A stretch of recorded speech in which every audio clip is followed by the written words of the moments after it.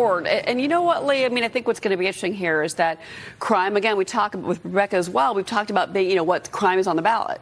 And it's going to be. We see with our eyes what's happening in some of our most beautiful U.S. cities: Philadelphia, New York, Chicago, San Francisco. And that is what people are saying, and that's going to be something that they're going to go to the voting booth and be thinking about. Maybe on a local level, but maybe on a national. I think on a national level, it's important across the board. And one of the things that I think the Biden administration is doing wrong, again, we talked about this earlier when it came to the economy, is they're not acknowledging the concerns of the American people.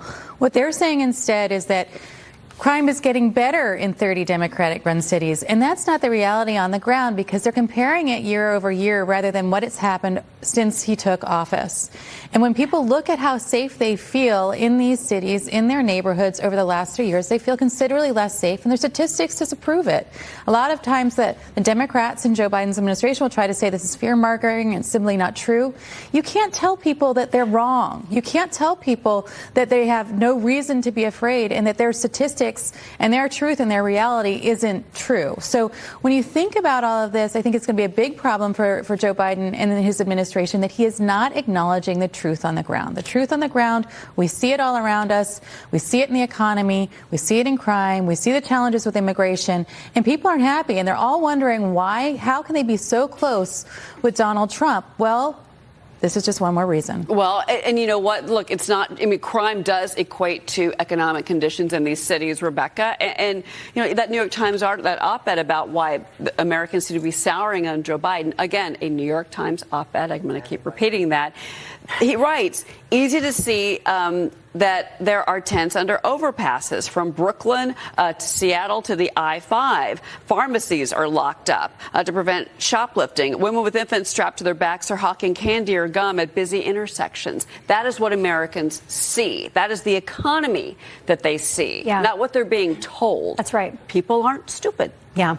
You know, I don't actually hold the Biden administration responsible too much for the crime in the states because we're a federalist system and the crime is really a state-controlled situation. Really what I blame is these no cash bail situations where they're letting criminals back out. And you look at San Francisco, a city that's been decimated. You look at Dollar General saying, look, we've lost 23% of profits because of stealing. That's the dollar stores. Cheryl, people are feeling this. And yet, you know, if you're going to decriminalize under a certain amount of dollar limit of stealing, people are going when they're going to do it. I mean, unfortunately, the human nature of people, some people are desperate, some people just take advantage of a system that has been put in front of them. This has escalated crime. This has created all kinds of problems. And it's time to get back to rational-based protection policies that actually protect the general public and not the criminal. I always say this, you get what you vote for. Exactly. I've said this to my friends in New York. Amen. You get what you vote for. You want to sit around and complain about what you're seeing in the subways and on the streets. You want to sit around and complain about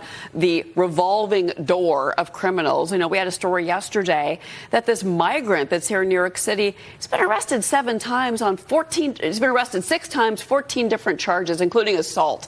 I mean, Lee, this is what. So when you get what you vote for, I mean this. At some point, on a local level, that's but that's the Biden administration. That's their fault, for sure. I mean, but I think, well, the immigrant, yes, the absolutely. migrant situation, yes, I agree with you. Yes. What you do with those, because we're a sanctuary city, can't deport that migrant. You can't send him home. The guy with no ID, you can't send him home. Look, there's a reason why Donald Trump and Vivek and others are so popular. And I think one of the reasons is they do straight talk, common sense solutions to some of these problems. Let's call a crime a crime. Let's say that shoplifting is something that we can't do.